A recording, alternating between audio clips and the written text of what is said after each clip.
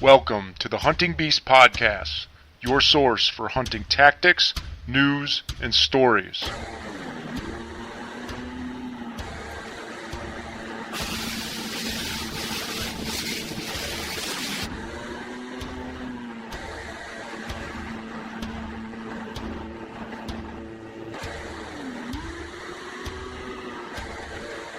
And now your host, Mario Traficante. Hello, and welcome to this week's edition of the Hunting Beast Podcast. This week, Dan and I will continue to answer questions from the Hunting Beast Forum. Swamps. I'm hunting a spot that's like a private spot. Nobody else is going in there. Right. It's mine. There's probably as many people that trespass in that 20-acre spot as what I get that wander through my public spot. Not many. The deer's bedding there because nobody goes there. So you got to treat that spot just like any other spot, and figure it out with the methods that we've talked about. And maybe, it's being private. There's one thing you could do. You put a cell cam in there. You could do that. You go in there in September and put a cell cam and leave it for the season. And I think, again, I can just bring up an example of the small property that I hunted for a while.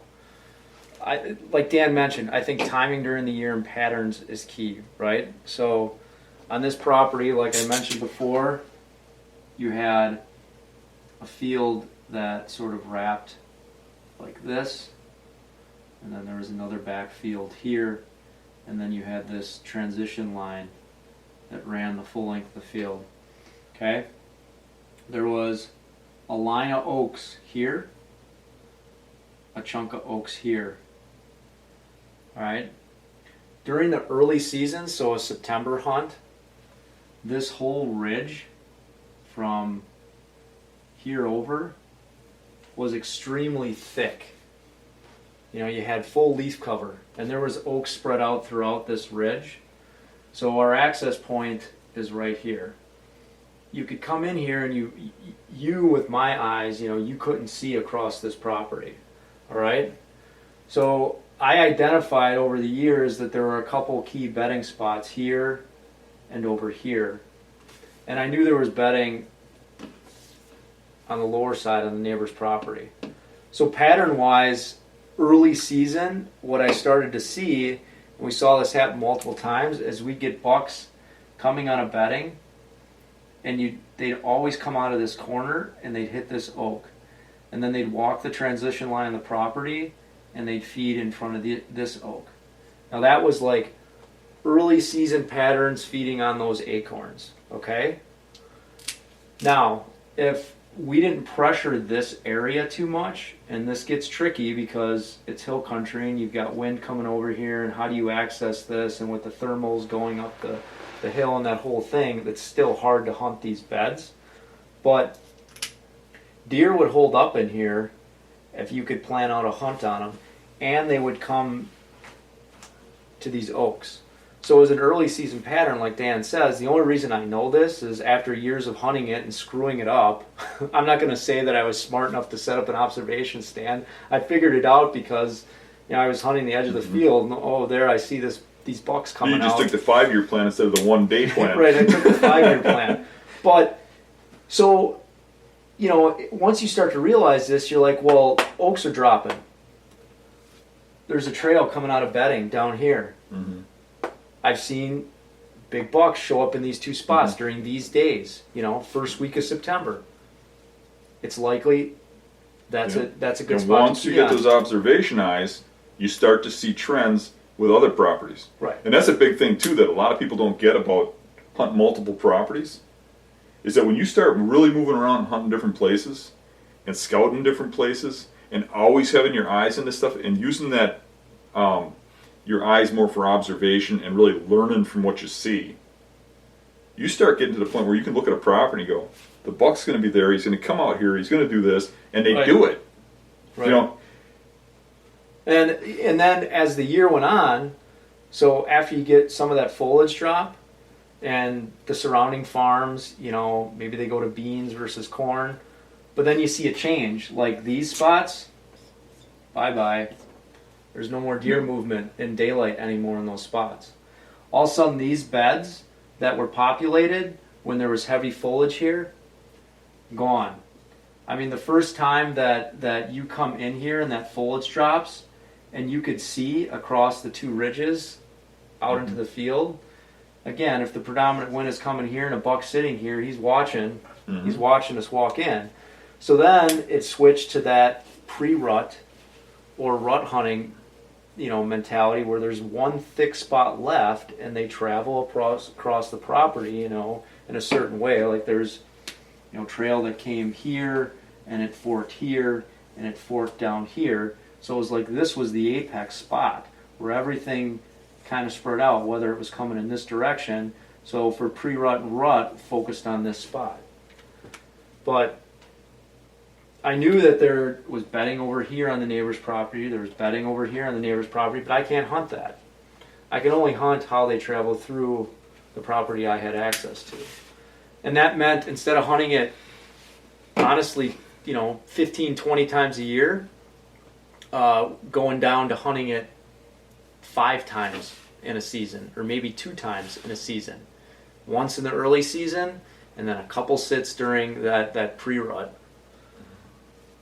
And you're looking at a 70-acre property, and that's all you're going to get out of it. Now a guy may say, plant a big food plot here, plant a big food plot there. I never had the time or anything to do that. Would that have pulled in more deer earlier on and changed patterns? Yeah, probably, but... Yeah, but you're probably still killing the big bucks back where they were. Right. So you just might have had more on the property, though. Right. I think we answered this one. It's just, Dan and Mario, what constitutes hot versus warm versus cold sign? What decision do you make based on that sign? Kind of talked about that. Well, one thing is we talk about hot sign a lot and cold sign and stuff. But if you go into a bedding area that you got confidence in and it's cold sign, don't turn around and walk out. A lot of times those big bucks aren't leaving a lot of sign. Hot sign, what it does for me, and what constitutes that is fresh tracks, fresh droppings, fresh rubs. I mean, stuff that you look at it and you go, this is done in the last few days. Because their patterns change a lot. That's hot sign. But now, to answer that part of the question. But, you walk into these spots and you're planning on hunting there and you don't see hot sign. I mean, if it's muddy ground, there's no tracks, yes, spin around and leave. But if there's a little bit of deer sign and stuff and you're like, I don't know, one buck getting up in the bedding, passing through quickly, and going someplace else might not be leaving a sign. And what I do see is the 2-year-olds and sometimes the 3-year-olds leave a lot more sign than giant bucks. Old bucks, it's almost like they know better than to leave that sign around their bedding area. The biggest buck I've ever shot, ever, score-wise, there wasn't a rub or a scrape within 100 yards of the bed that he was using. And I watched him with glasses bedding that spot for 2 years, and I picked up one of his sheds in that bed, and there wasn't a rub anywhere near it. If you would have walked up to that bed, you'd have saw a worn-out bed, but you wouldn't have seen hot sign. Right. So don't abandon something because it doesn't have the hot sign. What hot sign means is if you run into sign and it's someplace where I was thinking about hunting here, set up, hunt, you got sign there.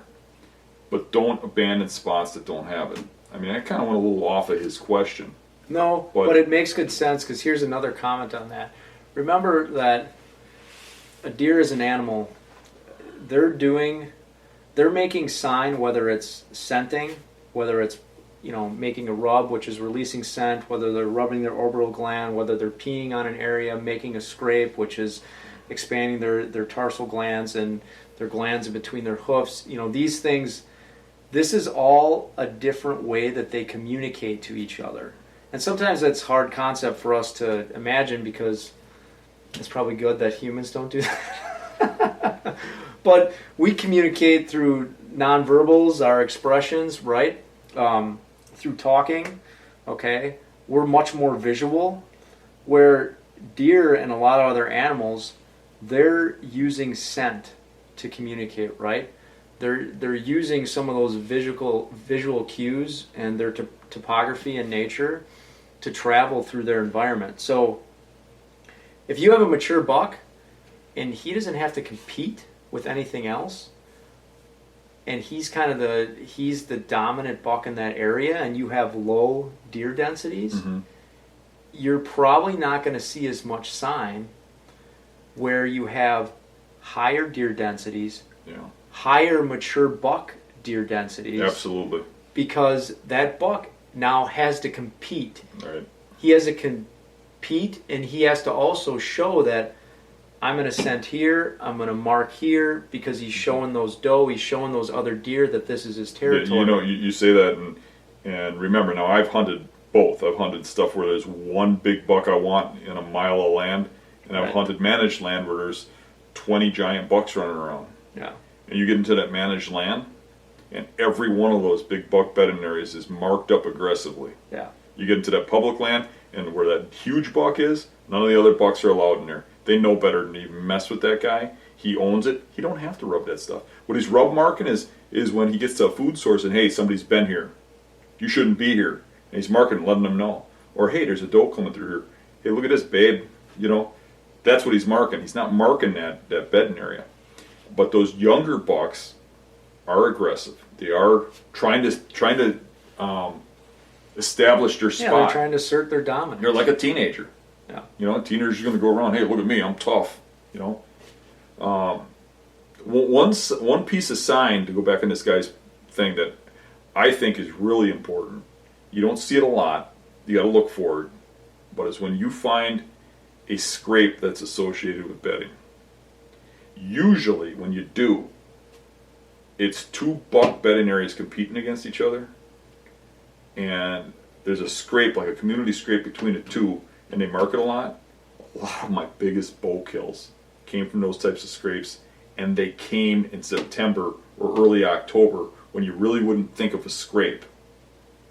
But really, I mean, probably my two biggest bow kills came from that exact scenario. And the one was an 11 pointer that was probably pretty close to Boone and Crockett. He was in the 160s. That buck, I watched him from a hilltop. I glassed him. He was bedding in a bowl in a river, and he would come out to the scrape. Even in August, I was watching him come to the scrape in daylight, work that scrape before he'd move on. And no matter what he did, he'd always make it to that scrape before he moved on. And I watched that and observed it. And I had a bear hunt that year. When I got back from that bear hunt, it was deer season already, and I raced straight to that tree. I think it was the second day of the season. And I got up that tree, and it was raining all day. And as soon as that rain stopped, it was driving him nuts. His scent wasn't in that scrape. He got up, walked that scrape, and I shot him in the middle of the day. And the other one was the 400-pound slob. Mm-hmm. Every buck that would come out of bedding, these two bedding areas, would go to that. I was watching that from a parking lot with glasses. We talked about that earlier. Yep. Watching that buck and another one, and a couple other ones, go to this scrape, and they'd come from the two different bedding areas, and they'd work that scrape, and then they'd move on. And they weren't really aggressive towards each other, but they're letting each other know that they're there, probably working up towards rut, right? When they're going to be a little more aggressive. Yeah, I mean, one of the deer up here on the wall was an example of a spot that Dan actually identified from a Yeah, I saw that scrape from aerial. my tree. Well, yeah, but the spot was you picked it from an Yeah, the aerial put us there, though. Right, the aerial put us there, but then I mean, same thing. You're sitting here with an island. Let me get a marker that works. Kind of a point. Yeah. Zoom this in a little. But yeah, you're sitting on this point, I guess it kind of goes like that. But you know, we knew that there's bedding over here, potential bedding. There's bedding out here. And there's bedding right here. And there's another small satellite island over here. And There was even bedding over here that was feeding off of that. yeah. And, you know, again, you know, I'm telling Dan's story, but because it worked out in my favor as well, but he walked this transition here, here, here, here, here, identified a tree And right in front of it, he found this community scrape, right here. And what we noticed is there was this convergence of trails coming from here, and off these sides there was some coming through, but they were also cutting across here. So it was like what you just described, everything that was coming out of bedding, and we didn't know at the time what was primary, what was secondary, and what was coming to scent check that spot. And that year, Dan actually shot a buck out of there early season, and I went back in late in October and shot another one out of that spot. From my point of view, I think I hunted over here a little bit, but we identified a lot of this stuff, but we went in here off of maps. So I hunted over here a little bit, and I knew there was some stuff going on over there, but I was interested in what was going on over here. And I had a scrape between bedding here, too. Yeah. And that was causing bucks to come in there, and that's how I got my buck. Yeah. Twice, 2 years in a row, I got bucks associated with that scrape. Yeah. So I had forgotten about those when I was mentioning those other ones. Yeah. But while sitting there, I watched deer come in from the other bedding because, once again, I'm getting into a position where I can kill, but I can see the swamp. Yeah. I can hear the swamp. And I watched the bucks all kind of come from all the bedding and meet over here. And through the brush, I could make out, I couldn't quite make out how big they were, but I could see tines, and I could see bucks working a scrape. And I shot my buck, and I think that's where I said, man, you should get in here. There's a scrape there. Yeah. All the bedding's relating around that scrape, and you got in there, and what happened? Yeah, we waited, I think it was 3 weeks later. I went one other sit back there, saw one lone deer, and then got back in there, let it cool off, and got back in there one other time. And this time the buck came out of this bedding, was what we presumed, and walked to that transition, and I got him. But that, I had to sit in this spot last year because we just had to try it out. You had one sit back there, I had one sit. I had bucks come out of this bedding, 2 bucks, smaller bucks come and walk across this transition. It was a small 4-pointer and an 8-pointer, and then there was some large buck that I could see. Again, it was 100+ yards out, but I saw him. I could hear bucks wrathing around in here and clinking antlers. And that buck came to a high spot in the swamp, and he sat up on by a licking branch right there. Now he was, over 100 yards out, but I could tell it was a mature animal, big body. But it's just one of those spots where you could see everything that was going on, and you speaks think to that about hot sign. That hot sign. You think turned us about onto it, that spot. and really, it's kind of revolutionary in the fact that nobody's really discussed it like we're discussing it. But people have called them primary scrapes when they go in early, and they're there all year kind of thing. But I think a lot of what people are calling primary scrapes are really what we're looking at, and they don't realize that the bedding's associated with it. Yeah. The reason those bucks are meeting there is because they're coming out of bed, and we know that. I mean, it's not something I'm just making up. I mean, we know that. We've backtracked the trails that go straight to the beds and come in there, and it's been buck after buck after buck we've killed like that. And really, that's been the most consistent thing I've had for sign-wise. This guy's question was about hot sign. Yeah. That's been about the most consistent piece of sign I've had where I kill big bucks. And when you find that, especially if it's not in rut, because rut's going to confuse you because you're going to see scrapes everywhere. Right. But especially when it's not in rut, and you start seeing scrapes, and they're near bedding, set up a freaking stand. Yeah. Because I can't tell you how many times that's paid off for me. And as we're sitting here talking about it, I'm thinking about, that buck too. That buck too. And people always say, well, I don't hunt over scrapes because I've never killed bucks on scrapes. Well, this kind of scrape you do. And I've killed a lot of bucks that way, not only for myself, but I put other people on them. And even when I guided, we had spots like that. It seems like when you find a scrape like that, if it's in September or early October, and it's associated with 2 bedding areas, it's almost like a slam dunk. Yeah. And it's a cool, when you're on it and you get the opportunity to hunt over a spot like that, it makes for a pretty fun sit. Because in the swamp, you'll hear deer start to get up and you'll hear that tertiary, that secondary, and that primary bedding, and it happens right at those different times. You know, at like 4:30, you start hearing and you hear them start breathing through, you know, their nose. You'll hear the, and then you'll hear that start slosh, and you hear all the different deer get up, and they start moving around and interacting, and this whole area will light up, and you'll see a wave. Like, you'll see a couple immature bucks come out, and then maybe you see a little bit bigger one, and then if you're lucky enough, and you have enough daylight left, depending on your proximity to bedding, that big guy will make it. Yeah. You talk about... Because they're all trying to get to this You talk about island. how far those bucks move in daylight. You were sitting on that scrape, that buck was bedded right here. I mean, what is that? I mean, I don't even think that was 100 yards to that scrape. And when you shot that deer, it was at closing time. Yeah. I mean, it was right there. Yeah. And that's solid swamp. Yeah.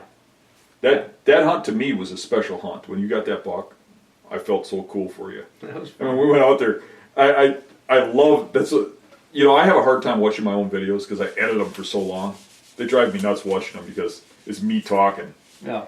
But the one part I like about that swamp video is that reaction that you have. When you're like, I forget exactly how you said that, but damn right I'm happy. However you did that. Yeah. Yeah. But I love that. I mean, that was a great time. No, that was a fun hunt. Yeah. That was a good one.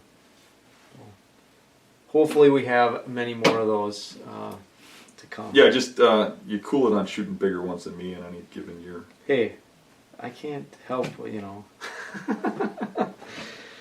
We'll see. We'll see what happens. All right. I shouldn't have been so greedy about that other spot first, right? Yeah. Yeah. Well, that's all right. This is what it is. I hope we both have success again this year. It'll be fun. Yeah. So, all right. Next couple ones here. So there's one that's just general big woods hunting info. Dan. Okay. Big woods info. One tip with that would be don't look at a giant woods. Break it down. Oh. Look at little sections. Try to take a look at that woods and say, what is the best area in here and why? You know, what's got the terrain breaks, where isn't anybody going? And look at that little section, take a 40 of it or whatever, and concentrate on that until you got it down. Then start expanding out. If you start trying to look at that whole big woods, it's just going to be confusing, it's going to be overwhelming, it's going to be hard.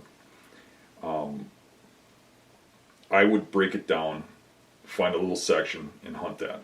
The only way I go off of that is, number one, I want to expand from that. I learn a section, well then I'm going to learn another section, I'm going to learn another section. You know, and it's a matter of what a guy can handle. But I'll go venture off of that when something big shows up. I mean, like say the bear bait buck. Right. Then I'm in there.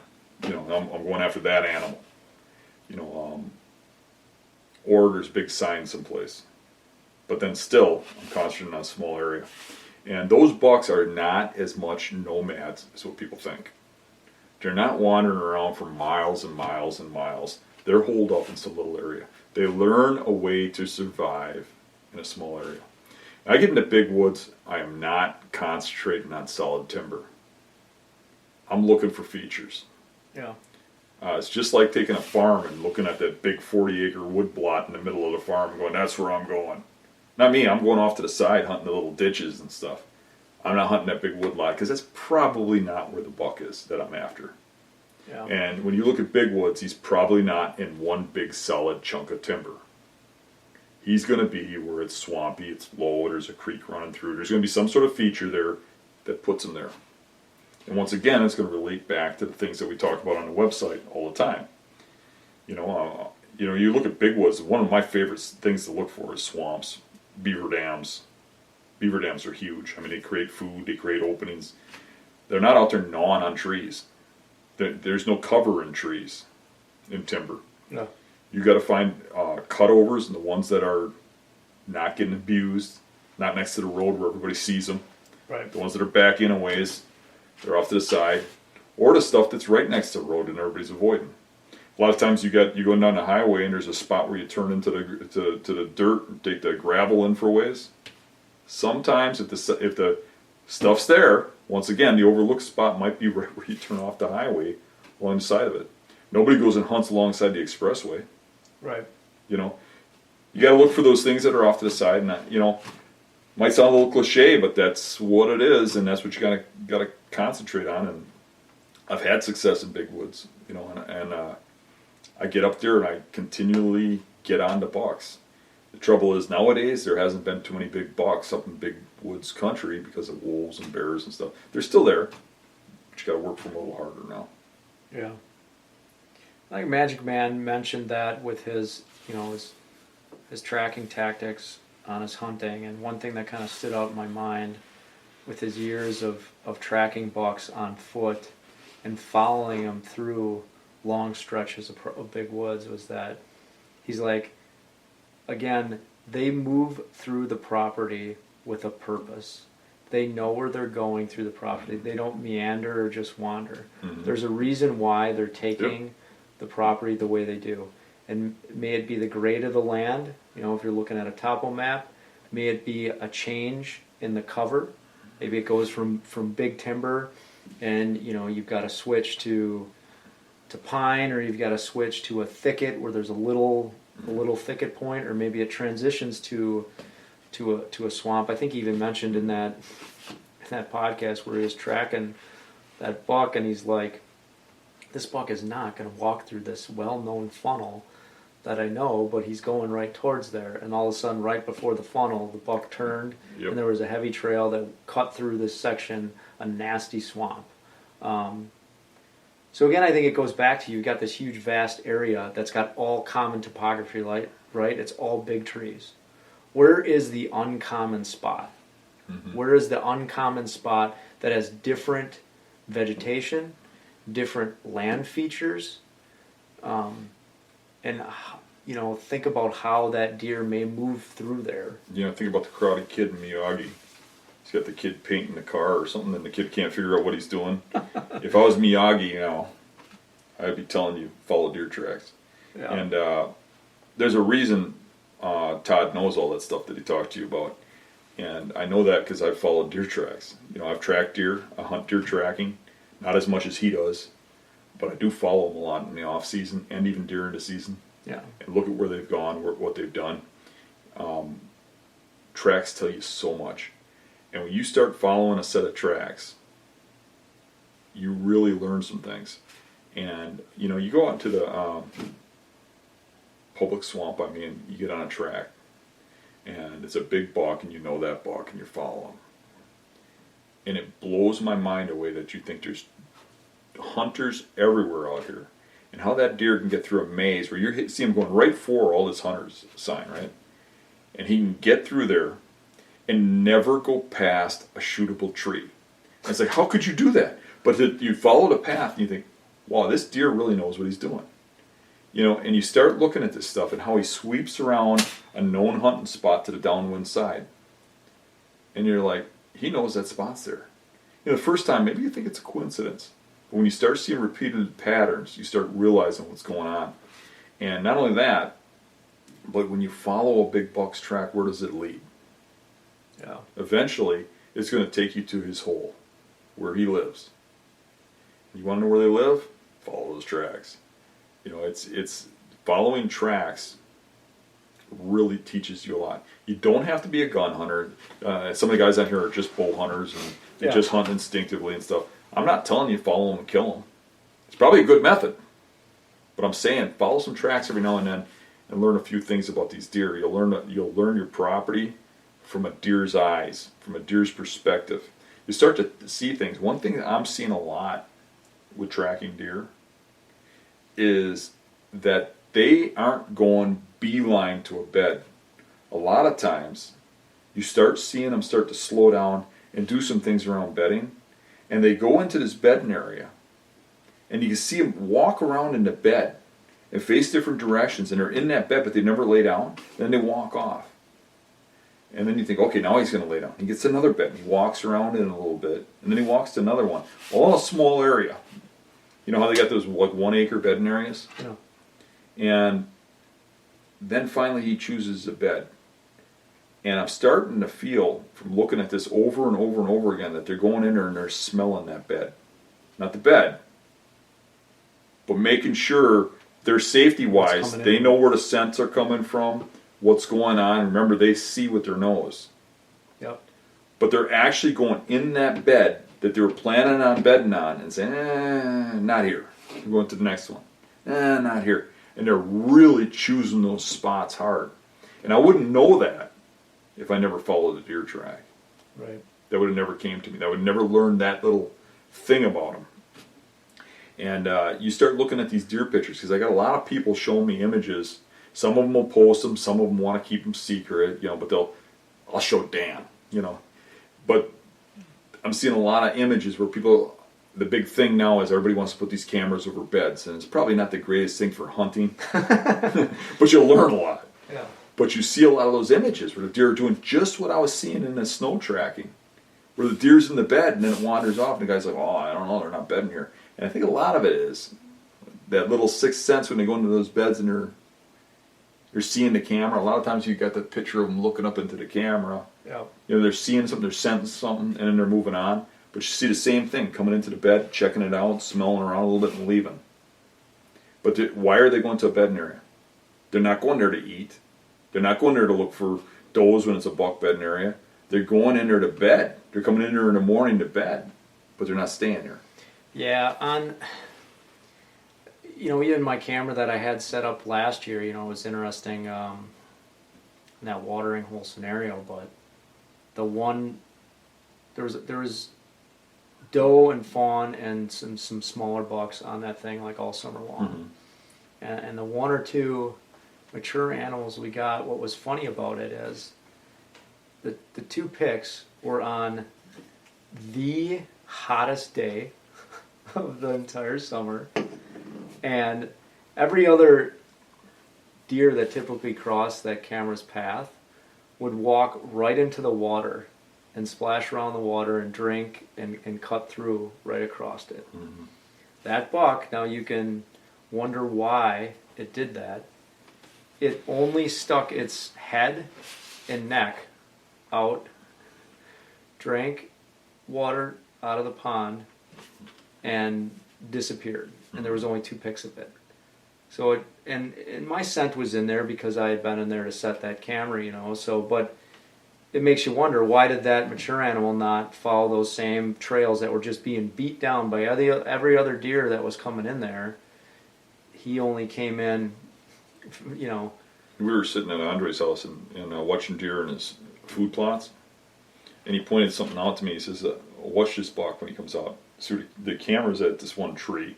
It's an open area. You watch that buck come out and completely circle around that camera to go to the food. He knew it was there. Yeah. Probably don't know it's a camera. He just knows it's something. There's something there that ain't right. Right, that's not. It's way around.